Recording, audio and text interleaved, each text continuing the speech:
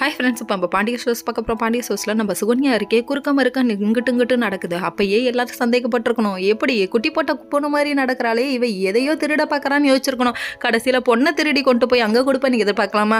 வனரோசா பிள்ளைய நல்லா வளர்த்துருக்கு அப்படிங்கிற மாதிரி சுகன்யாவோட அம்மாவை பார்த்து கேட்க தோணுதுங்க.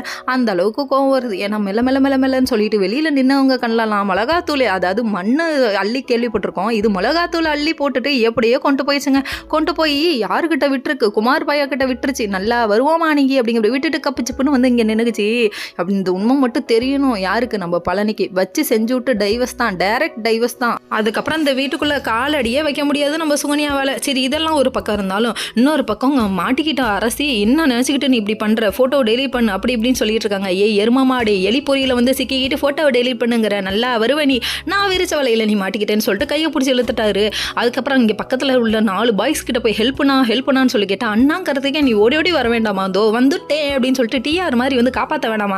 அதை விட்டுட்டு பழைய படத்தில் வர வில்லன் மாதிரி பண்ணுறியேப்பா, இவன் என் தோஸ்து அப்படிங்கிற மாதிரி இருக்கு. கடைசியில் பார்த்தா ஐயோ சொந்த செலவில் சூனியை வச்சுட்டானே, மாட்டிக்கிட்டமே அப்படின்னு இங்கே ஒரு பக்கம் இருக்கு. அங்கே பொண்ணையே காணுமா? இதுங்க பண்ணுற அலப்பற தாங்க முடியல.